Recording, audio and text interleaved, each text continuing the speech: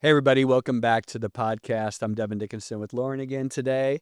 And we're going to talk about uh, being a leader when you're annoyed, right? And how difficult that can be. And we're just going to talk through some of the challenges of leadership, some stuff I've recently learned, some things I've been sharing with leaders at my organizations and even folks I coach with. So we were just talking about it before the podcast started and getting ready to kick it off. So thanks for joining us. So Devin, start off telling me the story you were talking about when it comes to your soccer team. Soccer season is officially started, right? Yeah. So I always think soccer challenges me. Coaching soccer challenges me more sometimes I think than even leading businesses. It's a different type of leadership, but the lessons that I learn are applicable in business are also applicable on the pitch, and vice versa. And this Friday, it was the day after Thanksgiving, and we had a big game coming up on Monday. We won yesterday, by the way, if you're wondering. Yeah, we did win. Not our best game, but we won. Um, and so I was like, I really want to get everyone prepared for it. And it was an early morning practice. I got up early and I was in the shower and I was thinking about some of the players on my team and some stuff that for the last 3 weeks, because we've been, training for the last 3 weeks for this first game, some stuff that's just like been annoying me about some of our players. And I use the word annoying specifically. They're not annoying kids, right? But Yeah. but they were annoying me. With their actions, their attitude, Yeah, a little bit of everything, right? Okay. Like Mhm. it was a little mix, right? There was like three or four that just I was just like feeling like this is the only word that kept coming in my head was annoying, annoying, annoying. And I immediately got convicted because I was like, wait a second, they're kids, right? Yeah. Like, first off, let's start there. They're kids, Mhm. right? Secondly, like it's a blessing. Like I'm so blessed to be out there and coach. Like sure, I was waking up early on my day off and I've been super busy and I'm like, wait, this is a blessing of my life, right? Mhm. Like I don't want to be annoyed, right, with blessings. And Yeah. so I got very convicted and I prayed about it. And then God brought to mind some scripture. So I went out and did my devotional. And the scripture that he brought was the story about Moses. Mhm. And for those of you who don't know, Moses led the folks out, or the slaves, the Israelites, they were slaves out of Egypt. And they were on their way to the promised land. A lot happened along the way, but if you think about it, he's this hero Mhm. of millions of folks that he's leading, leads them out of slavery. Yeah. Most of the time, he's their hero. Mhm. But just like great coaches, like I'm a soccer fan, so Pep is like this hero to most folks. Right now, they want to fire him though because he lost 6 in a row, and that's exactly kind of where Moses was, right? Like Yeah. he was in this time of like leadership where all of a sudden the people started grumbling. It said in the word, it says that they're grumbling and complaining. Mhm. And then in some of the translations, it says that Moses actually gets annoyed with Mhm. them. And I'm like, okay, God, well, this is why I brought the scripture, Yeah. right? Like, Yeah. so I'm doing my devotional, right? And then what happens is they're complaining because they need fresh water. Mhm. So Moses has done this in the past where God used him for a miracle and water came and flowed and everyone was drank from the water. So, but this time, this time Moses is annoyed and he takes his staff and he like strikes this, strikes a rock. Yeah. And anyways, sure enough, water flows, everyone gets water and, he's a hero again, Mhm. but God's not happy with him. Yeah. And what happens is just this act prohibits Moses from going into the promised land. Remember, so he takes them out of Egypt. Some stuff happens. They wander for 40 years, the whole time trying to get to this promised land. This annoyance, though, when Moses strikes out, hits the rock, prohibits him from all entering the promised land. Everybody else gets to go. Yeah. So eventually, I'm jumping ahead in the story, but eventually all these other Israelites, they Yeah. get to go into the promised land. Moses does not Mhm. because he's annoyed and he acts out of annoyance and he strikes this rock. And it started like there were so many things that came to my mind as a leader. as a coach, as a manager, as a supervisor, as a CEO, as an entrepreneur, whatever it is in your life when you're leading people. So many things came to my mind about this is that I've realized you can lead when you're annoyed, but you can't lead well when you're annoyed. Mm-hmm. And so in Moses' case, he was annoyed. He struck the rock. Water still came, Yeah. right? Yeah. But he was annoyed and he didn't do it right. He didn't Mhm. do it well. He didn't represent God well. He didn't represent himself well. Yeah. He didn't help the people. They were grumbling and they were complaining, and he became annoyed. Like in my mind, his feelings were hurt. Yeah. Yeah. Right? And he got annoyed with them, and that annoyance and the way that he acted out of that annoyance disqualified him to lead well, and it kept him from ultimately going into the promised land. Mm-hmm. And so right then and there, I was like, you know what? I need to learn from this. So I repented, right? Mm-hmm. Because I realized I had like a heart that needed repentance, Yeah. right? Yeah. I'm allowing this to annoy me. And I also asked, hey, give me love for these people, especially the ones that are annoying me, right? Yeah. Like, Yeah. and help me not to lead out of annoyance. Now, here's the thing. It doesn't mean that they weren't doing things that could be considered annoying, Mm-hmm. right? But like I would Or things incorrectly, or things that yeah. needed correction. You know. That's a great way to put it. They, Mhm. they were still doing things that needed corrected, but the fact that I was leading out of annoyance was not helping them. It wasn't representing me well. It wasn't representing who I wanted to be. It wasn't representing our organization well. Yeah. It wasn't representing Christ well. It wasn't all of these things. I was like, I'm not representing correctly here. Mm-hmm. And so I repented and I changed my mind Mm-hmm. and went and had probably one of the most productive 2 days of practice. And with those folks in particularly, huge breakthrough, Mm-hmm. huge breakthrough. So I went and I talked to my coaches about this. Uh-huh. And I said, guys, like, here's the thing. I know this isn't just me that deals with stuff like this. I want each of you to reflect upon this and pray about it and think about it. And then this week, I've been going to my leaders and my managers, and I've been talking to them about it as well, because it applies on the pitch and it applies also in the boardroom, Mm-hmm. you know? Yeah. And so I was talking to each one of them, and you could kind of see them going, huh, like, like wide-eyed, because immediately people pop into your head, right? Yeah. And people and you start to think about situations, and you realize, again, here's the thing. I'm not going to say you can't lead when you're annoyed, but you don't lead well when you're Mm-hmm. annoyed. Mm-hmm. So going back to like the situation you were just in, how do you think then this? I know you said you talked to your coaches. How did you change how you led the boys then? Yeah. So once I realized there's a heart condition, right? Mhm. Annoyance is kind of a heart condition. And let me break that down for you. Most people don't like this part when I talk about it, because it feels weird to talk about this as an adult, especially as a leader. Like, I'm going to use these words, and as a CEO, you're going to say, "Well, that's dumb," right? Mhm. But if you listen to it, I think it's true, right? You realize that when you're annoyed, most of the time, it's because your feelings are hurt. Yeah. And right now, people probably want to tune me out and go, "I'm a CEO. Nobody hurts my feelings. Mhm. I'm the president of the company. My feelings, so I don't have feelings." You're a liar, Mhm. right? You do.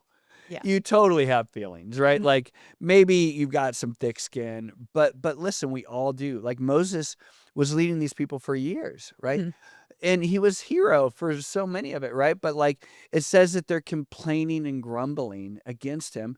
I think his feelings were hurt. Yeah. And when I think about me, like, it's not like I'm like, why aren't they listening to me? Like, don't they respect me? Mhm. Or Yeah. do they think I don't know what I'm talking about? Mhm. Right. And this is true in work, right? Like, what the people are complaining and grumbling. Well, they're just a-holes, right? Yeah. Like, that's what people think. Or they just, well, like, they have a problem, right? And Yeah. or like, they don't know what they're talking about, right? And oftentimes, like, or they have a bad attitude, or I don't want them here anyways. They're Mhm. toxic, Yeah. right? They're just a Toxic. toxic employee, Mhm. right?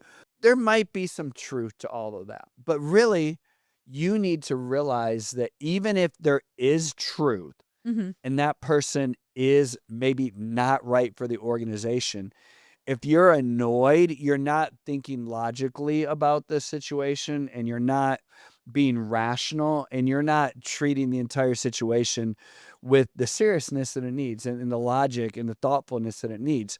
And so what needs to happen is you need to first off try to emotionally realize, okay, my feelings may be hurt. Mhm. Let's go back and figure that out. Like, why are they hurt, right? Mhm. Is there any truth to what's going on? Is there any truth to what the people are saying? Like, maybe I do need to. Maybe the reason why they're annoying and complaining, maybe there's some reason that they should, right? Yeah. Maybe some decisions haven't been great. Maybe there's some stuff in my company that needs changed, right? Mhm. So first off, really reflecting upon, is there some truth there that can be learned? And most of the time, I found that there is. Mhm. Most of the time, I found that there is. But secondly, let's say once you get past that, right?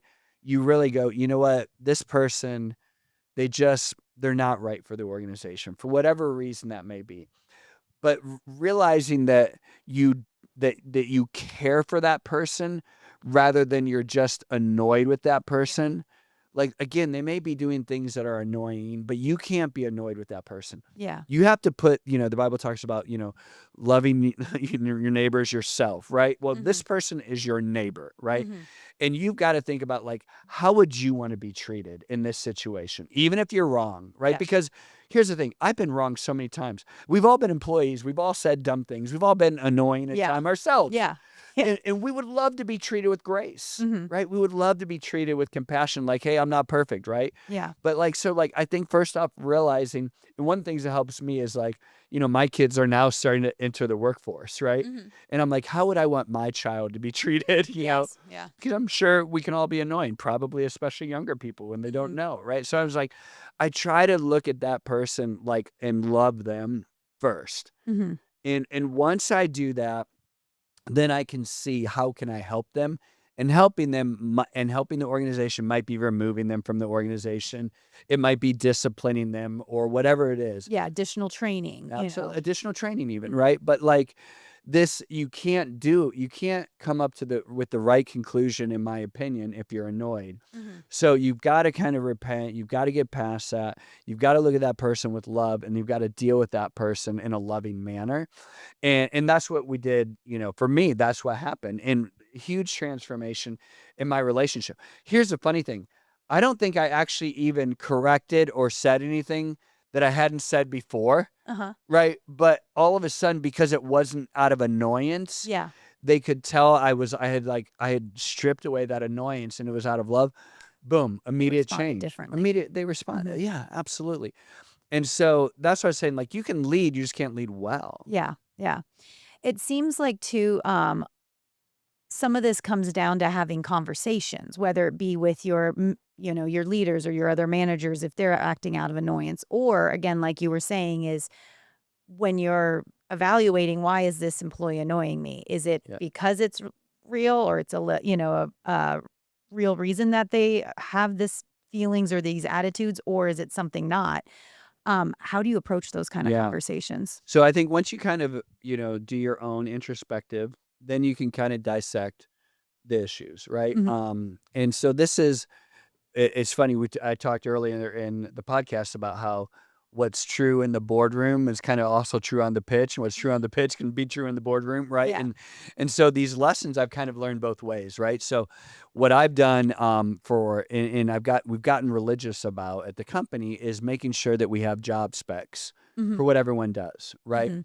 Because when people are, annoying, it's a couple things. Either they're not doing their job well. How do you show them they're not doing their job well? Or they have bad attitude, disruptive, right? And there's typically those are pretty much the two areas that like you're gonna have to correct in Yeah. business, right? And so what we've learned in business is if you have a job spec, you can point to things that they're not doing in their job spec. Like, hey, here's what we've hired you to do. Let's talk through each of these 8 points, right? Mhm. Here's kind of the requirements of your job. Here's what your expectations are, right? And it should be obvious whether they're meeting or exceeding those expectations or failing, right? And Mhm. and so to be able to point to that job spec will help you in your management. And then separately, if they're like, well, they're doing all of those things great, but they're, complaining or they're They're causing disruption. They're fighting with other managers, other leaders, or whatever. Now we can narrow down and zero in on those. But having very direct conversations are the key. And again, you can have a direct conversation if you're annoyed, Mhm. but it's not a good, productive Yeah. conversation. Yeah. And so for me, the best conversations I've ever had is once I've stripped away that annoyance, I can talk through hey, you're either A, doing well with your job spec, or B, we have, attitude, relationship issues, right?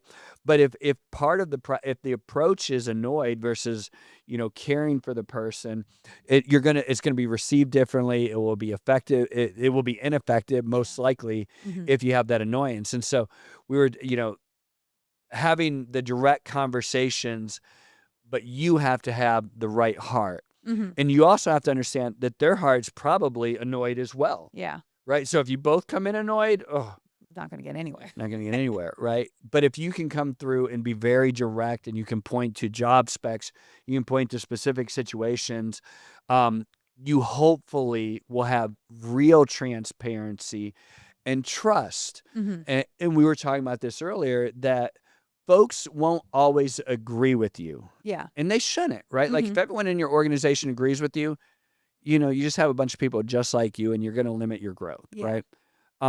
But within your organization, there's going to be all kinds of different people.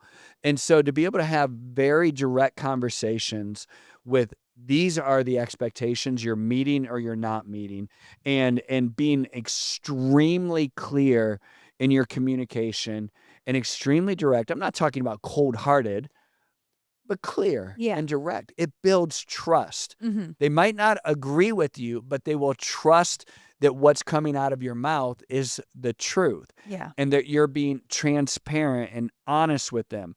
And again, they might not even like you more, but they're going to respect that. Yeah. And that's that. And so what happened is, an example was in with my team. Okay. I took the same job specs that I do for work, Uh-huh. and I created job specs for my team. Okay. So in soccer, there's lots of different positions, Mhm. and what I did is I wrote up what a position looks like. Like what a forward should be good at, what a keeper should be good at, what a center back should be good at. Mhm. All these different positions, what they look like, right? So like a center back's big and scary and tough and mean, and nobody ever gets by him, right? But Yeah. they might not be the best finisher or whatever. So anyways, there's kind of like a description of what the person's like, right? Okay. And then there's what they do and what they never, or the do's and don'ts, Uh-huh. right? Yeah. And so we wrote this out years ago. Mhm. And so every year, at the beginning of the season, Mhm. I'll sit down with my entire team and say, all right, who's a right fullback, right? And they raise their hand, they have to stand up. And we go through and we read that job spec, and Uh-huh. they understand it. And then I'm like, let's talk about that. And then I'm like, does anyone have any questions? And they're like, no, great. Well, I had a situation with one of my players where I'm really proud of him. He's like, hey, coach, I want to talk to you because I think I should be starting. And I said, I'm really proud of you for coming to talk to me instead of just being annoyed, Yeah. right? Yeah. I'm sure he was annoyed, but Yeah. like he had the courage to come and say, I'm going to have a direct conversation with my Yeah. coach. So Instead of letting it fester and absolutely. potentially grow to other parts of the team. Absolutely. I was really proud of him. I told him, dude, I'm super proud of you. Mhm. Bring your job spec and let's go over it. Yeah. Right. And so he brought it, and I said, okay, you realize that there's someone starting over you? And he's like, yeah. And I go, well, I'm going to evaluate you on the job spec versus that person. I said, this isn't so we nitpick each other, right? Yeah. Because we don't want to envy or compare, right? But like, I have to, as a coach, go through and say, who's better in each of these scenarios, right? And so we went through, and by the end of it, he's like, he could tell I was totally transparent. Mhm. I didn't hold anything back, and he didn't either, Mhm. and we got everything out that, and I'm like, okay, so now you see why I score you, for why this person is starting over you. And he goes, fair enough. I get Mhm. it. And I said, and then, but he's like, but what if I change these things? And I'm like, you have my word that the minute in my eyes you're doing better than the other person, I will make that change. Yeah. But I also challenged him, and this is what we do as leaders, right? This is a situation Moses was in. This is a situation every leader's in, whether you're, a manager at, McDonald's, or whether you're the CEO of Apple. Like, at the end of the day, you're in a position where you're going to make decisions that not everybody's going to agree upon. Yeah. And he said, well, if I do these 3 things, why start? Mm-hmm. And I said, I guarantee you, the minute that you're better and I evaluate, because remember, the other person's also doing things. Doing the things as well. Right. Yeah. I said, you have my word. The minute that I believe you're better, you're going to start. Mm-hmm. And I also said, and he's like, I could tell he didn't like that answer. Mm-hmm. Right. But I said, here's the thing. Have you ever been in my situation before? And I think this is effective for leaders, right? And I think it's effective for parents, right? Mm-hmm. I've started using this approach with my kids even, right? Listen, like, you've never been a parent before. Mm-hmm. You've never been a coach before. You've never been a director of marketing before. You've never been the sales leader before. You've never been a president of a division before, right? So you don't know what goes into these decisions. But I think you trust me, that I'm honest, that I'm transparent, and that I speak to you truthfully. He's like, yeah. And I said, so at the end of the day, we won't always agree, but understand that I will have to make hard decisions you may not always agree with. And he said, that's fair enough. Mm-hmm. And so anyways, whether he'll start or not, kind of up to him and up to my perspective. But our relationship elevated way high. Mm-hmm. His respect for me, I think, went up. My respect for him went up. Our understanding for each other went up. And he was able to, like, strip away some of the annoyance, I'm sure, that he had with me. And I wasn't annoyed with him, but if I had been annoyed, it would have been a harder conversation to have. Yeah. And so, like, right now, I'm probably, as you're listening, you're thinking about conversations you've had with your kids that have gone the wrong way, Mm-hmm. right? Yeah. Because you're annoyed. Conversation that you had with your boss that went the wrong way. Mm-hmm. Conversations that you've had, with people that you've led that have gone the wrong way because of annoyance, and things that you wish you could take back. There's so many things I wish that I could take back because I've led out of annoyance. And so I want people to understand this and really get it inside of them. So what would you suggest someone do?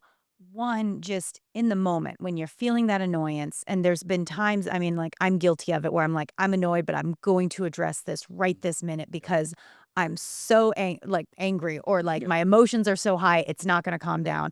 Just to drop it down at that point, and then even on a daily basis, if it's an ongoing annoyance, just to kind of like curb those emotions. Yeah. What would you suggest? So the great thing, this last situation that went really well, is I said, we're going to talk about this tomorrow. Mm-hmm. Okay.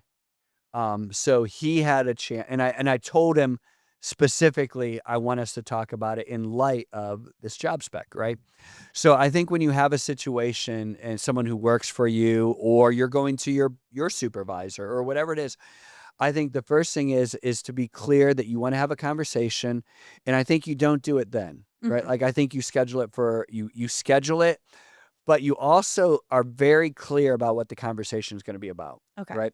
So even with vendors we've talked about this before, even in this group, right? Like, there were things I felt like we needed to do differently. And so I said, hey, I want to talk about these things, right? So Mm-hmm. first off, everyone has a chance to make sure that they're not annoyed, Mm-hmm. but, like, you're going to deal with problems, right? Yeah. And if you clearly define those problems, right? And I'm not talking about mixing 3 problems into one. Mm-hmm.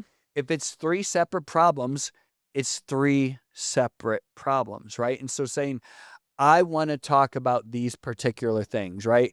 And then letting the person know ahead of time what you're going to talk about, so everyone has a chance to decompress. Mm-hmm.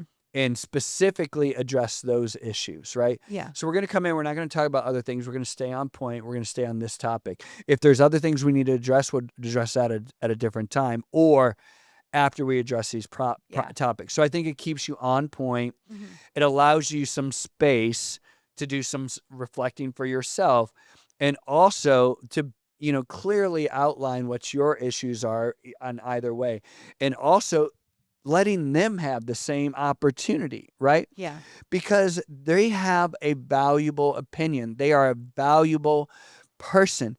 just because you may be their supervisor does not mean that their opinion is less valuable than yours. Yeah. You're going to have to make the decision at the end, but like there's reasons why you have people that work for you, right? Yeah. So letting and being able to clearly listen to how they address the points as well is going to make everybody better. So I think, the first thing is putting a little time and space in, and the second thing is clearly outlining the topics that you're going to talk about. How about then just let's say you're in a situation where it's been, like where you were, where you're like 2 weeks have gone by. And obviously prayed about it and had the devotional. What if you're in a situation where you're like, man, I've been annoyed for the last 2 weeks. Maybe you can pinpoint it, maybe you can't, but you're feeling that as you're dealing with something. Yeah. I mean, I think there's stuff that this is where leadership comes in, right? So a great leader is going to realize, okay, this is something that can be worked upon, right? This is something where like, I'm going to have grace for people, right? Like we're going to try to err on the side of grace. But once you realize that people begin hurting folks around them, once they become cancerous, once you're dealing with stuff that, like you realize that it's better for them elsewhere, or there needs to be some form of discipline, like you're dealing with your children and like, nope, like this is not okay, right? And I need to step in, I need to intervene. That's what a great leader does, right? Is deciding like this is past the point of annoyance, and I'm not acting because I'm annoyed. I'm acting in the best interest of that person and the people around them and the people that I have to care for. Because, in Moses' situation, going back, there were people that doing stuff wrong, right? Yeah. And he didn't deal with it. And because he didn't deal with it, bad things happened, right? And so that's why I said people don't always understand the pressures of a leader, right? Yeah. And so the pressures of a leader is you have to make these hard decisions. But when you have annoyance, it clouds your decision making. And so for me, I'm like, nope, this isn't me being annoyed. I'm looking at this rationally.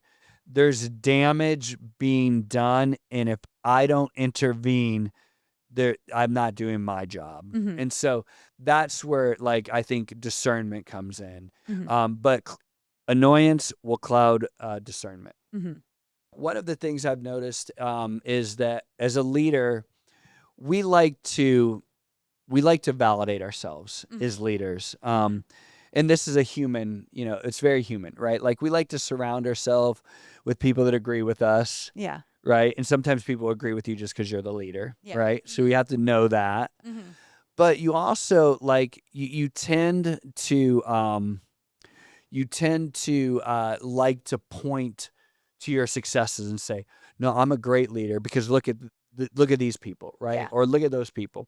And it was funny because there's a few people that work for me and are on my team and whatnot that I've led over the years. And I'm like, I always want to be like, well, look at that person. Right. Like, and, and I'm like, I'm a wonderful leader. If I just need 11 people like that, but I need to be honest with myself. Am I a great leader or is that person just a really wonderful employee, right? Yeah. Like Yeah. they, they're a great, player. They're very respectful. They do everything that's asked of them, right? Like, honestly, like you can't pat yourself on the back because honestly, their parents probably need patted on the back, not you, because it has nothing to do with you. Because really great leaders, there's always going to be people like that, right? Yeah. And thank God that there are, right? Like they're wonderful, easy to lead. But we tend to like want to pat ourselves on the back and say, look what a great leader I am because look how great this person listens. These other 8 people are morons, right? Like that's what we want to say. And so we want to validate ourselves because a few people are doing things the way that, we perceive to be, great employees or great players or whatever it is. But really at the end of the day, that's on those people. And a great leader is going to learn how to work and deal with everybody. One of my mentors was explaining to me, because I was talking to him. I'm like, wow, like it's super impressive. You lead these different companies and you always bring value. And I'm like, that just seems so hard. And he laughed and he goes, that stuff's easy for me, right? Mhm. Like, and he goes, what's hard for me is at my company that I run. He he said we only hire like Stanford MBAs or Wharton MBAs, and he goes, what's super hard is leading those people. Mhm. And I was like, what? And he's like, yeah, because they're incredible. They're incredibly talented, and they have crazy high expectations, Mhm. and they're super smart, Yeah. sometimes way smarter than me. Mhm. And he goes, try leading those people. Yeah. And I was like, huh. And I was like, all of a sudden I got it, right? And you start to have like empathy for like professional coaches, right? Yeah. Like anyone can lead people that are like, hey, like, yeah, just tell me what to do, coach. I'm just happy to be here. Yeah. Just tell me what to do. I'm just happy you gave me a job, right? Like those folks are easy to lead. But try leading someone that has 5 other job offers that are paying more than you, Yeah. right? Mhm. Try leading someone that's probably smarter than you. Mhm. We talk about Phil Jackson, right? Like try leading the Chicago Bulls from the 80s, Yeah. right? Like that's leadership, right? Yes. Like try leading Terrell Owens, right? Mhm. Like an incredible athlete. What are you going to do? Not have him on your team, Yeah. right? Like, Yeah. no, your job is to get him on your team, and your job is to lead him, Mhm. right? Your job is to hire this marketing director that's amazing, but is going to challenge you at every turn Yeah. because maybe they're smart enough, they Mhm. should be the CEO, Yeah. right? Like that's what great leaders do is, and what happens is we oftentimes get comfortable, and this is going to be convicting for a lot of us, probably me. It's convicting to me all the time. We want to lead people that we feel we that look up to us, Yeah. right? Mhm. And so what happens is a lot of times we lose our level of comfort when all of a sudden you're like, dang, this person's better than me. Yeah. You don't want them around, Mhm. right? Or you don't want more people like that Yeah. because you have your own insecurities that you're It dealing with. highlights your insecurities or Highlights. brings it to focus for you, Absolutely. you know? Yeah, and you don't want to go to the next level. You're Yeah. super comfortable where you're at, Mhm. right? Yeah. But if you're gonna go to the next level, like you've got to hire people that are freaking amazing. Mhm. You've got to have players on your team that literally go, coach doesn't know what he's talking about. I'm better than he is. And I know more than he is. And maybe they do. Yeah. And you've got to be comfortable with that, Mhm. right? And you've got to learn how to lead and manage that. Mhm. And that's a new trick for most people, right? To learn. Yeah. And it becomes very uncomfortable. And so I find many people level off because they don't want to lead folks that are Mhm. better than them. They don't want to lead folks that are challenging them. It's uncomfortable for It's them. super uncomfortable. Mhm. And imagine now you're annoyed, right? And Yeah. like you don't even know why you're annoyed, but you're annoyed because you're insecure, Yeah. Yeah. right? Like, how do you lead those people? Yeah. How do you challenge them? How do you make them better?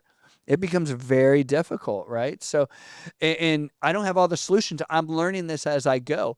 But I think oftentimes just recognizing that you will limit yourself because you don't want people that are better than you or challenge you or know more than you, right? Mhm. Yeah. Because of your own insecurities. Mhm. Who do you think's been the most, without giving it away, who do you think's been the most challenging person you've ever had to lead, and what lessons did you learn from that? There's 2 folks that come to mind that have been very challenging to lead in business. And both of them were very different outcomes. One of them was had really great ideas, um, but like appeared to cause problems, Mhm. right? And this is where like I had to kind of understand whether it was legitimate or just annoying, right? Mhm. Like, Yeah. because annoying again sometimes happens because of change or insecurity, Yeah. right? And so it took me probably about 4 or 5 months of observing, having very direct conversations with this leader in the organization because there was some good stuff that was happening, right? But I had to kind of get behind the curtain, right? Mm-hmm. And I had to decide whether this person was just making waves because they were different and they were challenging us to do things differently, which can be a great thing, Yeah. or whether they were disruptive and just someone who wants to pick a fight, Yeah. Mm-hmm. because there was a lot of disruption, Mm-hmm. not just with one person, but with several people, right? Okay. And so I I was able to get past the annoyance, Mm-hmm. right?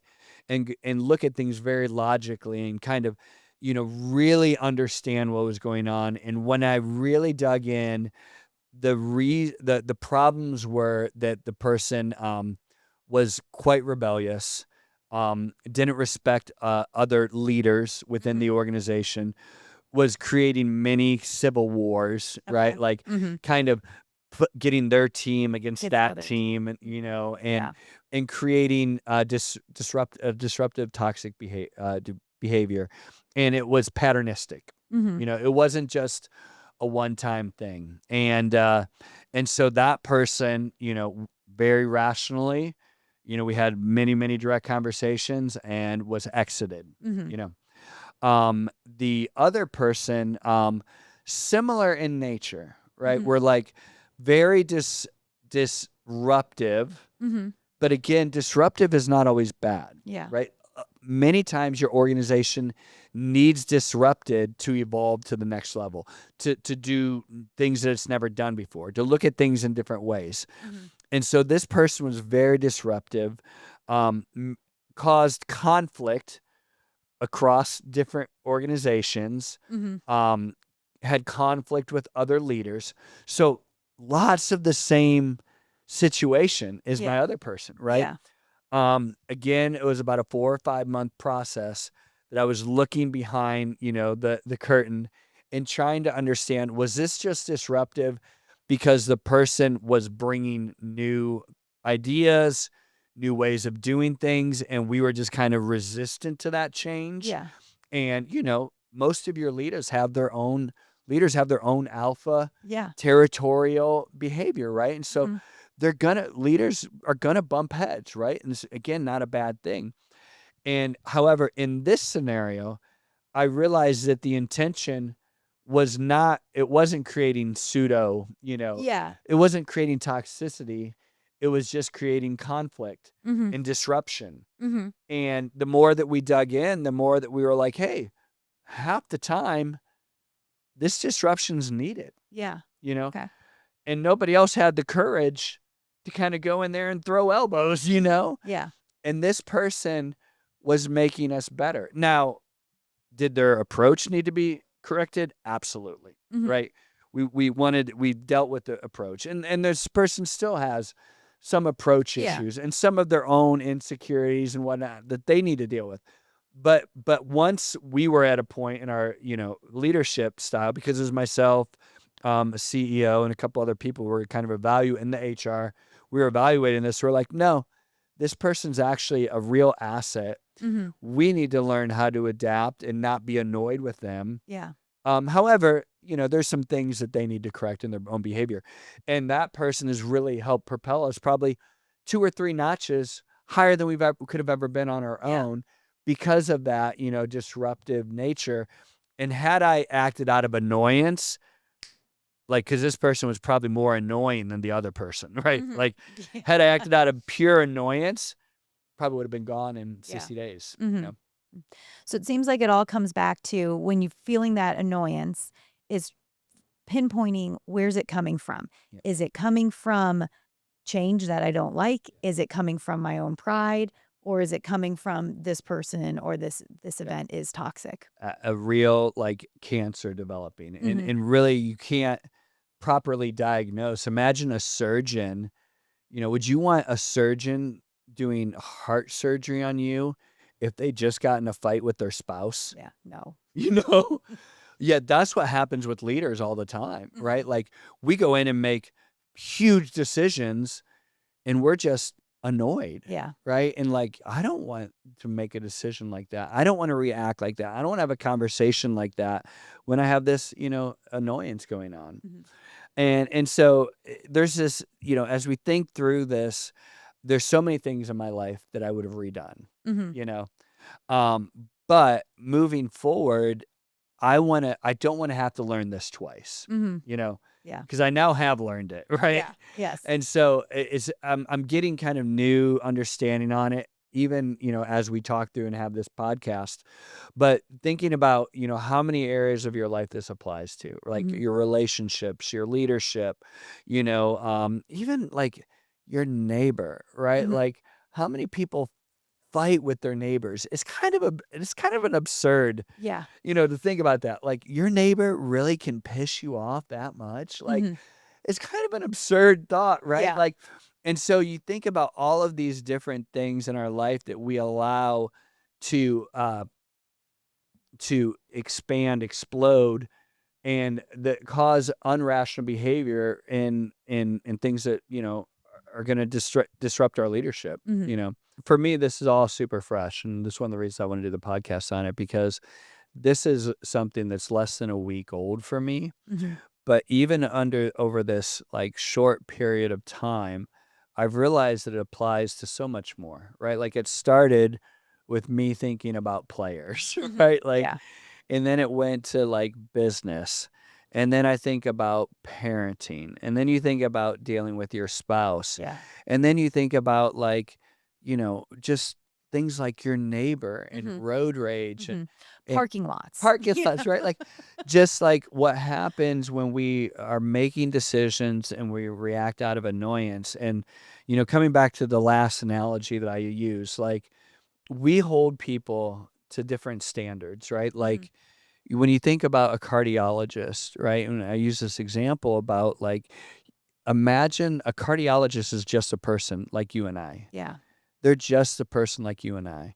Or you think about, the president of the United States, or you think about all these people that, by golly, we hope that they don't lead out of Right. annoyance. Mhm. Like, we hope that they are not gonna come in and do surgery on our father, Yeah. that is an open heart surgery. We hope that they're wise enough to not allow annoying things in their life to disrupt their performance and with their job. Mhm. And we hope that those folks above us, you hope that the person who is your leader, Mhm. does not act out of annoyance or make decisions out of annoyance or have conversations when they're annoyed, right? And so, like, we hope that we hold these other folks to that standard. Mhm. And I think we need to begin to hold ourselves to the same standard, regardless of where you are, because that's what we're hoping for others, right? Yeah. And so understanding the impact it could have on a cardiologist doing Mhm. surgery, also understand the impact of what it has on you on Monday morning when you haven't had your coffee and you need to have a hard conversation with someone, Yeah. right? Like, Yeah. Mhm. hey, maybe I need to think have the same discernment that hopefully that cardiologist has, Yeah. and we apply this to our lives as leaders. And so I hope this challenges you as an entrepreneur, as a leader in your pursuits of your dreams, whatever this is. I'm sure that it hits home on many areas, and allow it to change you, because Mhm. this has been a relatively short period of time, and I believe that I've changed just in this shorter period of time, and I challenge you to do the same. Thank you. Thanks, everybody. We'll see you next time.